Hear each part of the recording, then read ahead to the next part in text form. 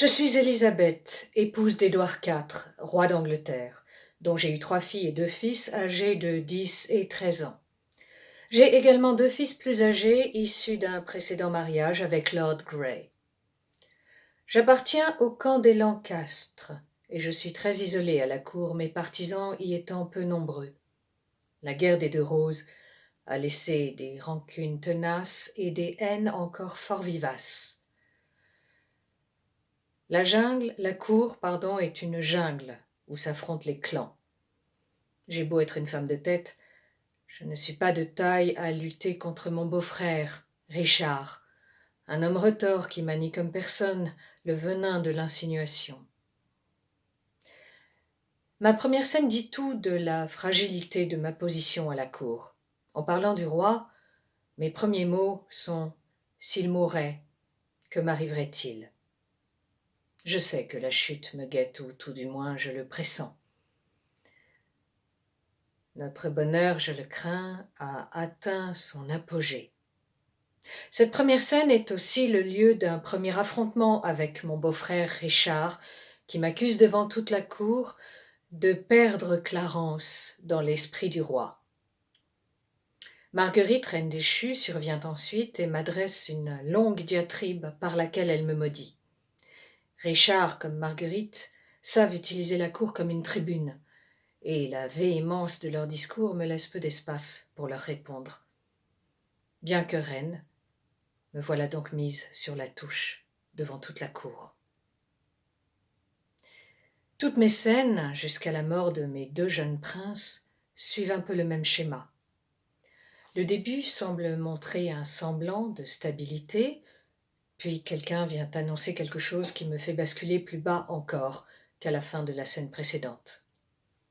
Par exemple, lorsque le roi scelle la réconciliation entre mon clan et celui de Hastings et celui de Buckingham, Richard fait une entrée tonitruante et met en scène sa propre volonté d'apaisement.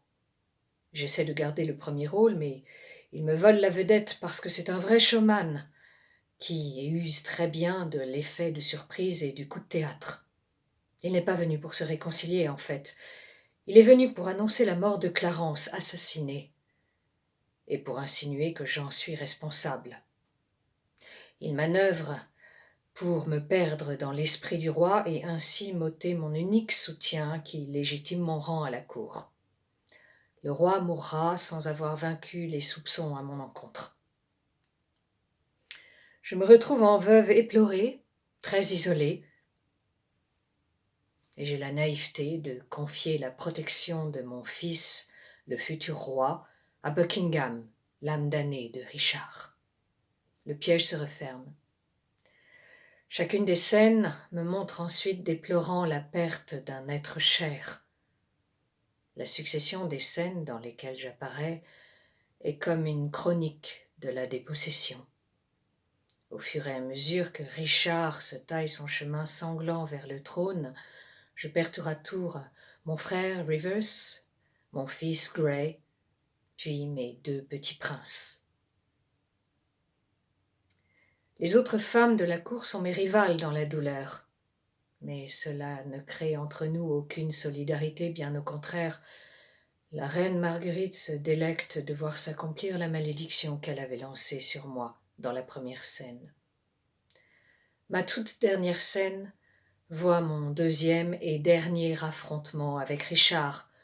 Je n'ai plus rien à perdre aussi, y apparais-je relativement forte, jusqu'au moment où je capitule et accepte de lui céder la seule chose qui me reste, ma fille, Élisabeth. N'ayant plus rien à monnayer, je disparais de la pièce.